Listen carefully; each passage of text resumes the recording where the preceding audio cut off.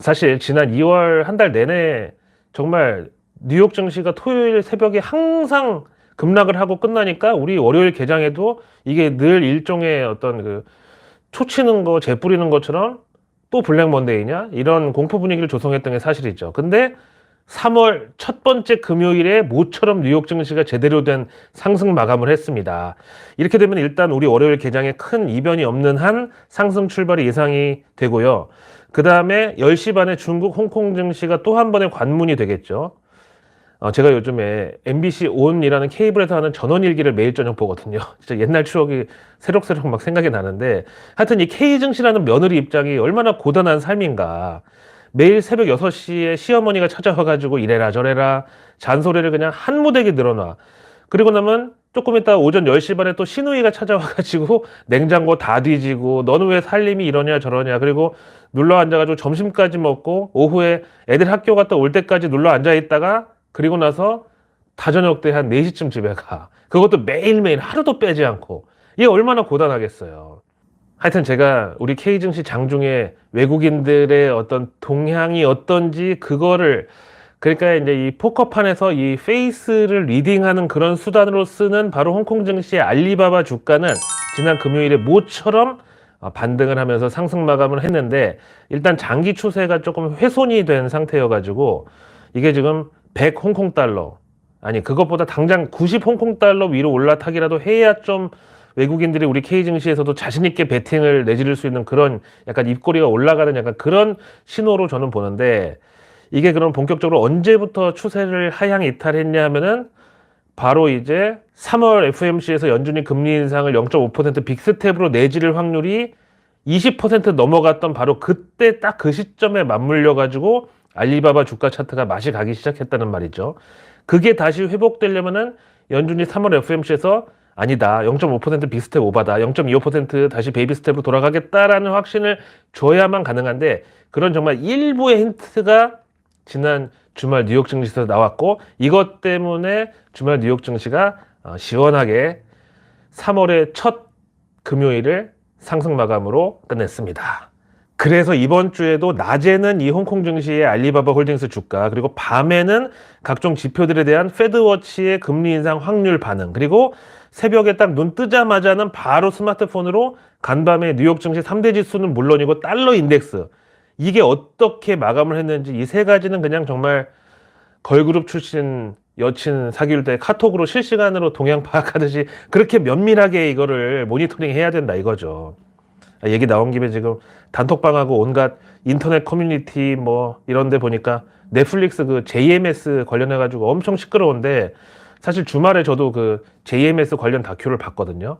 정말 내용이 너무 충격적이어가지고, 아니 지금 21세기에 어떤 약물이나 강압이 아닌 상황에서 과연 저런 일이 일어날 수가 있나. 그러면서 또 깨달은 게, 도대체 왜 우리 대한민국은 그렇게 사이비 종교랑 다단계가 전 세계에서 제일 성행할 수밖에 없는 그런 환경인가. 너무 씁쓸해요. 정말 그놈의 무지성, 군중심리, 그리고 집단 최면, 이런 거에 너무 약해. 저는 금융시장에서 대표적인 그런 사례가 바로 지난 동학개미 운동이었다고 생각하고요. 항상 이런 거 터지고 나서 한참 지나고 보면은 도대체 이득을 본 놈이 누군가, 그걸 따지면은 바로 그 인간들이 설계자라고 보면 되는데, 문제는 이게 그 JMS도 아직도 믿고 있는 사람들이 있듯이 그런 무지성으로 맹신하고 하여간 어디 그렇게 빠져드는 거 좋아하는 그런 자아가 약한 사람들이 또 확증 편향이 또 강해가지고 쉽게 그런 상황에서 또 벗어나지를 못해요. 그러니까 온갖 금융 장사치들, 마바라들, 책팔이들, 강의팔이들, 그리고 뭔 선생, 뭔 슈퍼개미, 아직도 댓글에 보면은 정말 가관입니다. 제일 황당한 거는 정말 애국자십니다, 이딴 소리. 아니 정말 그렇게 돈 갖다 빨리고도 아직도 그 인간들이 무슨 국가와 민족의 번영을 위해서 그러고 다니는 걸로 알고 있는 거예요. 사실 JMS도 솔직히 뭐 성폭력 그런 게 현재 법적으로는 제일 크지만 사실 본질은 따로 있잖아요. 그럼 남자들은 성폭력을 안 당했으니까 피해자가 아닌가요? 그게 아니라 너무나 쉽게 그 본인의 생각을 남한테 막 의탁하고 또 그러다가 영혼을 인질 잡히고 나면은 그 다음에 돈 털리고 몸 털리고 다 털리는 거잖아요. 지난 코스피 3,300대도 계속 사라고, 주식은 파는 게 아니라 모으는 거라고 떠들던 마바라들. 그 사람들 때문에 전 국민이 주식 중독자 돼가지고 그 전 국민의 한 80%는 지금 몰려 있는데 아직도 댓글에다가 선생님, 뭐 대표님, 의장님 아주 환장을 하고 아직도 빨아대고 있어요. 이게 JMS하고 뭐가 다른데? 걔네들 개미핥기로 번 돈 가지고 전부 강남에다 아파트 사고 외제차 사고 뭐 저기 역세권에 꼬마 빌딩까지 하나씩 장만했는데 지금 주식에 그냥 있는 돈 없는 돈 왕창 물려가지고 당장 대출금도 허덕이는 사람들이 이게 지금 뭔 집단 최면이냐고. 누가 누굴 찬양하는데 지금 누가 누굴 걱정하냐고. 하여튼 지금 이 JMS 사태가 일파만파 막 커지면서요, 저는 이거를 금융시장에 뭐 굳이 적용을 시켜 본다면은 여기서 투자 찬스를 얻는다? 뭐 비정하지만 그게 금융시장이니까 이거를 한번 생각해 보면은 이제 드디어 한번 또 세게 이 대한민국의 사이비 종교 무속 논란 이런 게 다시 도마 위로 올라갈 수 있다고 보고, 사실 지난 아베 그 일본 전 총리 암살 당시에도 일본에서 뭐 통일교 관련된 정치인, 기업인 리스트 이런 거 만들어져 가지고 막 한참 시끄러웠었잖아요. 그럼 이제 이거를 우리 K 증시에다가 적용을 시키면은 차기 대선 후보 중에서 이런 쪽으로부터 조금 자유로운, 그러니까 뭐 아예 그냥 무교였거나 아니면 원래 정치인 출신이 아니라 그런 뭐 신천지부터 각종 그런 좀 애매한 종교 행사에 얼굴 디밀고 사진 찍고 그럴 필요가 아예 없었던 사람들, 또는 그런 추문과도 전혀가 거리가 없는 그런 캐릭터 대선 후보 관련주들이 저는 수혜라고 보고, 원래 정치인들은 뭐 사람 모인 데는 그동안 어디든지 다 가서 얼굴 비추고 사진 찍고 그랬을 테니까 기존 정치인들은 이런 데서 자유로울 수가 없잖아요. 그래서 그런 종교의 어떤 영향력 내지는 손을 전혀 타지 않은 그런 인물들의 그 정치 테마주가 수혜가 있다고 보고, 그 다음에 이제 직접 증시에서 연결되는 테마는 바로 CCTV 이쪽. 이제는 하여간 뭐 수술실 이슈도 시작이 됐는데 이제는 종교 시설까지도 뭐 하여튼 대한민국에 사람이 있는 곳, 사람이 모이는 곳이라면 무조건 이 감시 카메라 폐쇄회로 TV 하나씩은 따라 붙는다, 이렇게 봐야죠. 사실 또 걱정되는 거는 이번 사태로 또 무슨 무속 신앙몰이, 적폐몰이, 아니면 또 반대로 빨갱이몰이 이런 게 또 시작이 될까봐 좀 걱정스럽긴 한데, 말이 나왔으니까 그 JMS 교주가 뭐 축구에서 보통 한 경기당 한 20에서 30골을 혼자 넣었다는데, 아니 그 정도면 아니 무슨 호날두하고 메시도 그냥 애들 취급하고 그냥 가지고 노는 정도 아니에요? EPL 가가지고 진짜 연봉 진짜 막 수천만 달러 받고 거기서 있어야 되는 거 아닌가? 아니 그리고 한 경기에 30골은 도대체 뭐예요? 이건 뭐가 연상되세요?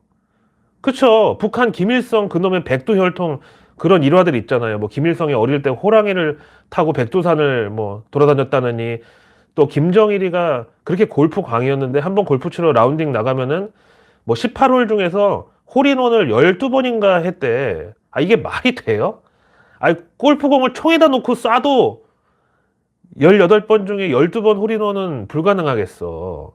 그리고 뭐 지금 김정은이 시대에도 없어진 게 아니라 요즘은 이제 4차 산업혁명 시대에 아무리 뭐 이제 지금은 구라를 치려고 해도 인증이 없으면은 요즘 애들 잘 안 믿으니까 그런 터무니없는 그딴 거는 못하지만, 대신 요새 보면은 그 김정은이가 무슨 친환경 농법이나 뭐 가물치 양식장, 자라 농장 이런 데 찾아다니면서 무슨 저 성경책이 예수님 오병이어 그런 기적마냥 약간 과학이랑 지 영도력이랑 막 짬뽕 시켜가지고 이상한 신화 같은 거 만들어내려고 노력하고 다니잖아요. 아 그걸 보면서 이상한 걸 몰라요? SM 관련해가지고 보면은 지난 금요일장 마감 뒤에 법원에서 이수만 전 대표가 제기한 그 카카오의 SM 신주 취득을 금지해달라는 가처분 신청을 법원에서 인용했다고 발표 나왔습니다. 이게 뭐냐면은 카카오가 지금 SM 인수전에 뛰어들면서 삼자 배정 받을 돈을 유상증자 전환사채 발행해가지고 급전 땡기려고 그러는 건데, 이거를 뭐 판사가 눈 뜨고 봐줄 리가 없죠. 아니 회사법 상으로도 신주 발행은 신기술의 도입, 재무구조의 개선 등 회사의 경영상 목적을 달성하기 위하여 필요한 경우 이렇게 한정돼 있는데, 누가 봐도 이거는 그냥 종이 장사하려고 그런 거잖아요.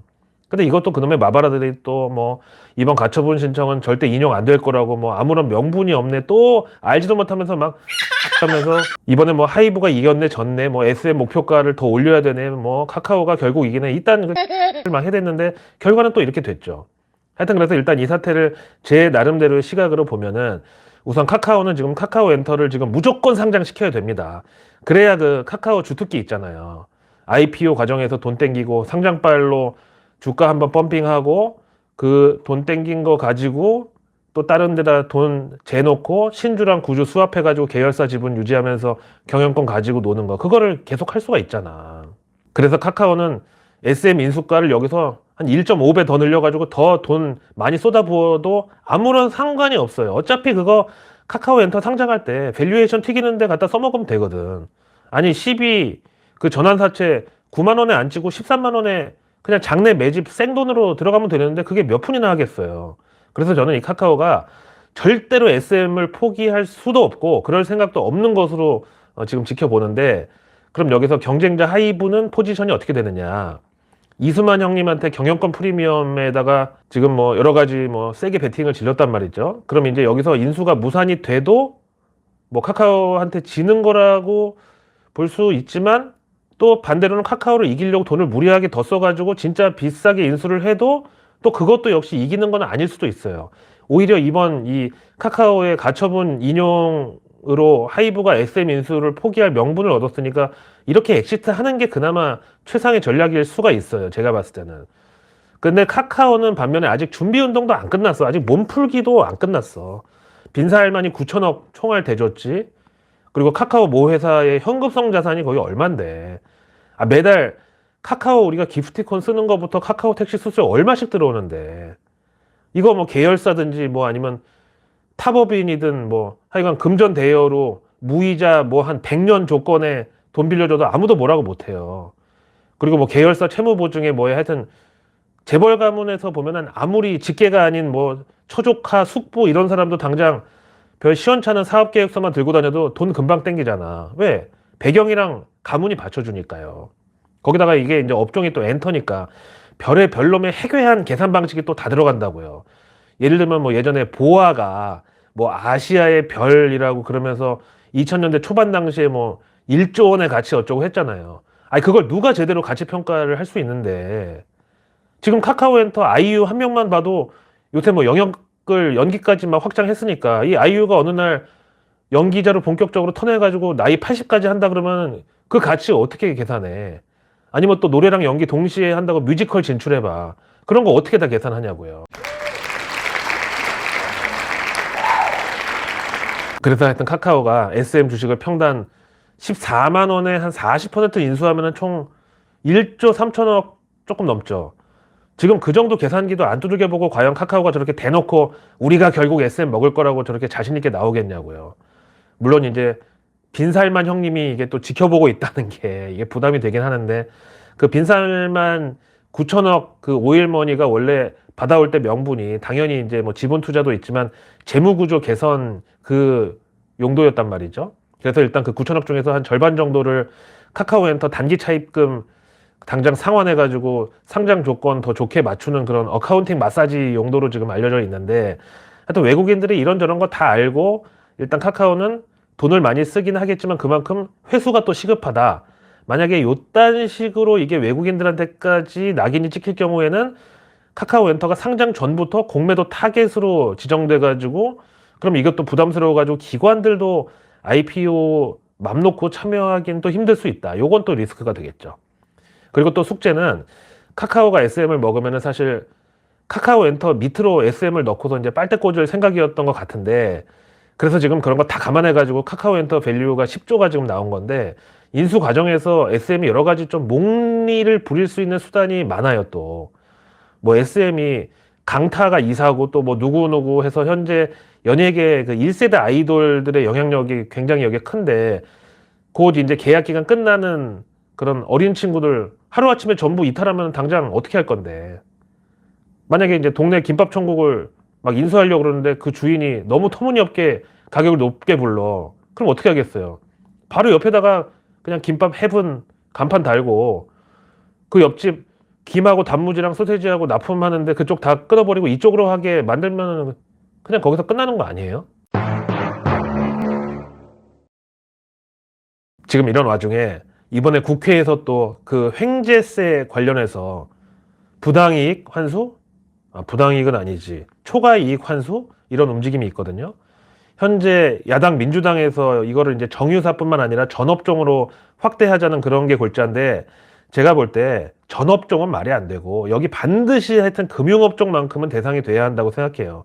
특히 지난 동학 개미핥기로 수수료 땡긴 증권사, 유사투자자문, 경제방송, 그리고 유튜브 그 대형 채널 지금 상장한다고 설치는 그런데, 그리고 개별적으로 활동하는 마바라들까지 정말 초과이득이든 부당이득이든 하여튼 필수적으로 환수해야 됩니다.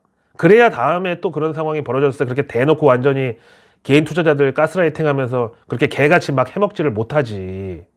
그래서 내일 뉴스는 내일 보면 너무 늦습니다. 구독과 알림 설정 클릭만으로 우리 런던 고라니의 뉴스 농장 가족이 되실 수 있습니다. 매일 저녁마다 가족 농장에 체험하실 수 있게 제가 유튜브 방송 열어놓고요. 그리고 매일 저녁 아직 나오지 않은 오늘 뉴스도 아닌 내일의 뉴스를 매일 저녁 여러분들의 안방으로 제가 직접 당일 배송 갑니다.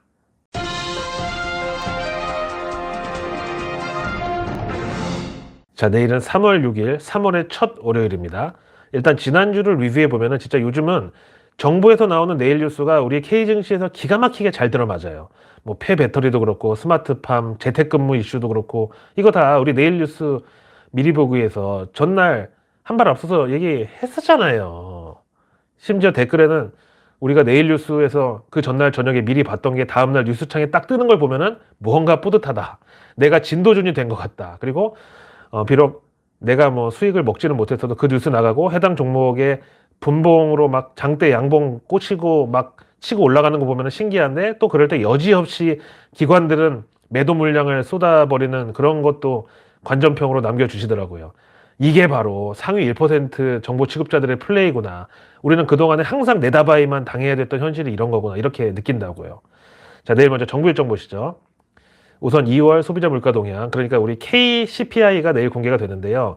제가 누차 강조해 드렸다시피 올해 상반기 대한민국 경제의 가장 큰 테마는 푸드 인플레이션입니다. 이거랑 관련해서 내일 또 농식품부가 주요 채소류 수급 동향 및 전망 보고서를 공개합니다. 이거는 이제 밀키트, 단체 급식 이런 것들이 뭐 증시에서 유관한 테마죠. 서울에 이제 고급 아파트들은 조식을 제공하는 아파트들이 있거든요. 근데 한 명은 말할 것도 없고 2인, 3인, 4인, 5인 가족까지도 다 거기서 사 먹는 게 더 싸대요. 재료 사다가 아침 집에서 차려 먹는 것보다. 그게 뭘 의미하겠습니까? 바로 규모의 경제죠. 밥상 1인분 차리는데 재료비가 3,000원 든다. 그럼 10인분 차리면 3만 원 들어야 되잖아요. 근데 실제로는 15,000원밖에 안 든다는 거예요. 그러니까 푸드 인플레이션의 가장 좋은 해법으로는 단체 급식, 밀키트, 레디밀, HMR 다 가능하죠. 다음 내일 중기부는 구글, 엔비디아 등 9개 글로벌 기업과 함께 스타트업 육성이라는 보도자료를 공개할 예정이고요. 마침 또 이날 보이스봇을 활용한 소상공인 정책자금 연체 상환 안내 서비스 지원, 이 발표도 같이 있어서 이 두 가지 테마의 교집합은 정말 또 그놈의 챗 GPT라고 밖에 볼 수 없습니다. 다음 내일 공정위가 배달 플랫폼 자율 규제 방안 발표회를 오후 3시에 중기중앙회에서 개최를 합니다. 우리 이제 장 마감하기 바로 직전이잖아요. 배달 플랫폼 규제 방안, 그것도 자율 규제 방안 하니까 또 생각나는 게 내일 정부에서 2022년도 청년 삶의 실태 조사 결과 이 발표도 있는데, 하여간 이 저출산 고령화 문제에 있어서는 이거 정말 지금 제대로 된 대책 안 내오면은 진짜 MZ 세대 그리고 알파 세대까지 조대 저항에다 진짜 큰 정말 소요 사태 일어날 수도 있어요. 솔직히 지금 현재 20, 30대 중에서 대기업 다니거나 뭐 전문직으로 자리 잡은 그런 청년들 말고는 전부 다 결혼 출산 다 포기하고 그냥 1인 가구에다가 단기적으로 그냥 아무 계획 없이 당장 벌어서 당장 먹고 사는 그런 식으로 살 수밖에 없잖아요. 반면 이제 그거에 또 수혜주들이 있겠죠. 무슨 유사 연애 감정 이용해가지고 별풍선 받는 그런 것들. 아니면 뭐 그런 외로움에 대한 도파민의 보상을 줄 만한 뭐 게임, 미디어, 그리고 밤마다 야식 시켜 먹는 것 등등 그런 것들이 또 수혜주죠. 이어서 내일 한국은행이 2월 말 기준 외환보유고를 공개하는데, 말씀을 드렸지만 일본 중앙은행이 갑자기 미국 국채를 팔아가지고 일본 국채랑 엔화 가치를 보존한다고 나설 경우에 우리 외환시장에서는 항상 이 엔고라는 이 재료에는 무조건 외국인들이 긴장하거나 이탈할 수밖에 없는 그런 사례가 지금까지 대부분이었습니다. 그래서 또 주의가 필요하다는 거고요. 다음 내일 현지 시간 월요일 미국에서는 1월 공장 주문이 발표되고 연준 임원들 연설은 일단 월요일은 하루 쉬어가네요. 아, 진짜 모처럼 정말 좀 차분한 뉴욕 증시 월요일장을 볼 수 있을 것 같고요. 이어서 내일 증시 일정은 미래에셋 드림스펙 1호가 이틀 일정으로 공모총약 들어갑니다. 다음 STO라고 하는 토큰 증권 발행이라는 주제로 국회에서 토론회가 개최될 예정입니다. 그리고 내일 월요일 S5일이 9조 2천억 원 규모의 대단위 석유화학 생산 설비인 샤힌 프로젝트 기공식을 가집니다. 자, 돌아오는 한 주 봄바람과 함께 아침 저녁으로 일교차가 크니까요. 이럴 때 건강은 더 주의를 해야 된다고 보고요. 만일 저한테 이제 봄 테마주를 하나 찍어보라고 그렇게 하신다면 저는 다른 거 다 떠나서 정신 건강 관련한 이쪽이요. 특히 뭐라 그럴까 좀 이쪽 정신적으로 조금 언스테이블한 분들은 항상 겨울에서 봄 넘어갈 때 그때 가장 취약하다고 이런 분석이 또 있어요. 이거는 이제 증시에서 지난 코로나 블루 테마주 그리고 최근에 이제 디지털 치료제 관련해 가지고 원격 진료 AR, VR 기기 이쪽까지 저는 3월 증시 테마로 확대가 된다고 봅니다. 자, 오늘도 긴 영상 시청해 주셔서 감사드리고요. 오늘 라이브 영상은 두 편으로 나눠서 한 편은 내일 아침 출근길에 보실 수 있도록 업로드 할 테니까요.